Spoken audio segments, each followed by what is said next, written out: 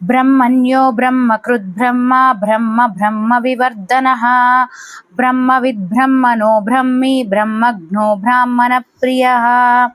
భావం: ఇన్ని విధాలా చెప్పనక్కర్లేదు. బ్రహ్మ అంటేనే బ్రహ్మతత్వం అంతా చెప్పినట్లే అవుతుంది. తపస్సు, తపస్సంపన్నమైన వాక్కు, తపస్సంపన్నమైన జ్ఞానం ఇవన్నీ బ్రహ్మ శబ్దంలో ఇమిడి ఉన్నాయి. ఇదంతా బ్రహ్మ సంపద. ఈ సంపద పెంపొందేది పరమాత్మ బ్రాహ్మణ్యుడు. అసలు పెరగడం, అసలు తగ్గడం, పెరగడం అనేది బ్రహ్మ లక్షణం. ఈ పెరుగుదలను ప్రోత్సహించే పురుషోత్తముడు బ్రహ్మణ్యుడు. బ్రహ్మ సృష్టికర్త, బ్రహ్మను సృష్టించేవాడు బ్రహ్మకర్త. బ్రహ్మను సృష్టించే పరబ్రహ్మ స్వరూపం పరమాత్మ స్వరూపం. బ్రహ్మతత్వాన్ని వివరించే మంత్రం స్పష్టాక్షరం.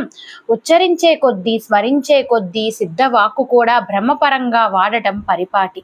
సృష్టికర్త బ్రహ్మ, సగుణ బ్రహ్మ, సక్రియ బ్రహ్మ, వేదమూర్తి బ్రహ్మ, అక్షర పరబ్రహ్మ, నిర్గుణ పరబ్రహ్మ, శుద్ధ చైతన్య పుంజం.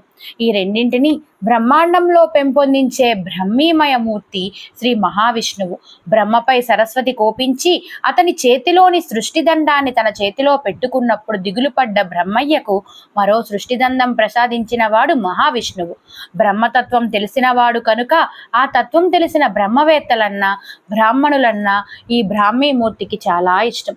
అలాగే బ్రహ్మవిధులైన బ్రాహ్మణులకు కూడా బ్రహ్మకు బదులు అపరబ్రహ్మను సృష్టించగల పరబ్రహ్మ అంటే అపార గౌరవం. నిజానికి బ్రహ్మతత్వాన్ని వ్యాకరించే సమస్త వేదవాజ్మయం బ్రాహ్మణుడైన వరేణ్యుని గురించి చెబుతుంది. వేదవేద్యుడే బ్రహ్మ జిజ్ఞాసకు మూలపురుషుడు. జగన్నాటక సూత్రధారుని చేతిలోన బ్రహ్మసూత్రం ఇదే.